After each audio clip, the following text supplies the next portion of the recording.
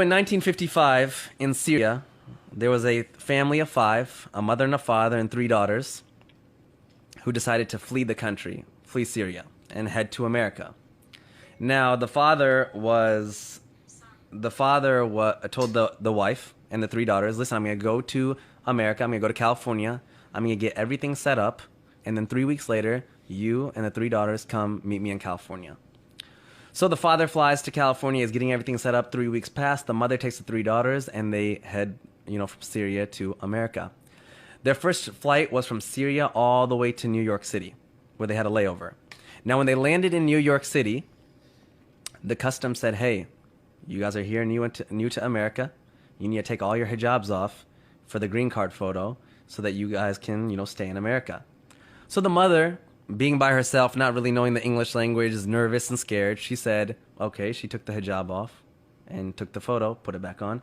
Next oldest daughter did, second oldest daughter did. The third daughter, a 13-year-old girl named Hala Atik, said when it was her turn, hijab is part of my faith, and I don't want to take it off for this photo.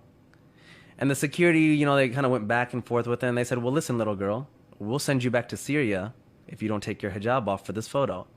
And she said, I would rather go back to Syria. And this is a young 13-year-old girl who flew all the way from Syria to New York in a foreign country. They're in a foreign country. She should be scared. She doesn't know what's going on. She said, I would rather go back to Syria than stay in this country if you guys are going to take my religious, rights away. Security came, management came. They put her in a back room. They made each older sister go to her separately and talk to her. They had the mother go talk to her. Then the 13-year-old girl said, I don't care who you bring back here. I will not take my hijab off for this green card photo. After 2.5 hours passed, the whole security's there, management's there, cops are there. They finally said, hey, little girl, you can keep your hijab on, you can take the photo. And I have the photo. It's a beautiful photo. It's a black and white photo. What year is this again? What was this? What 1955. Year? Wow. Now, the mom is super upset at this time because she's nervous. She's missing her husband. Syria to New York is not an easy flight. And she's like, you're so stubborn. Why don't you just listen to me? So they grab their suitcases, and she's like pissed off at her daughter. And they run to their next gate. They miss their flight. So now this family who spent all their money, they're like, Syrian refugees. They're now like even more scared and even more worried. And the mom's like, now what do we do? They go to United Airlines. They talk to them. They negotiate. They're like, well, we can't do anything. You guys are making it difficult. Finally, they mutually agree that we'll put you on the next flight to California. They get on the next flight. While they're flying to California, the mom is yelling at this 13-year-old girl like the entire time. Like, you're so stubborn. I miss my husband. I'm tired. They land in California, and their husband's, the father's there, and he's in tears and he's crying.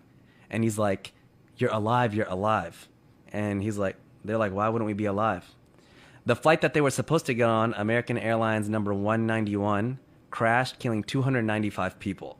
It was the biggest crash in American Airlines history.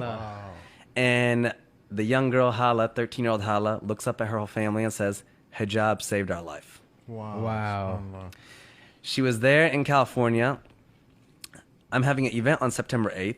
Hala was there. Hala's coming. She's now like, an old woman. She still wears hijab. I put this on my platform, Muslims of the World, about a year and a half ago. Over 40 million people ended up reading that story because it went viral.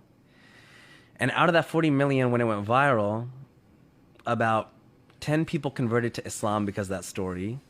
And about 20 Muslim girls have messaged us and said that they've put on hijab because of this story. Wow. That is probably my most favorite story.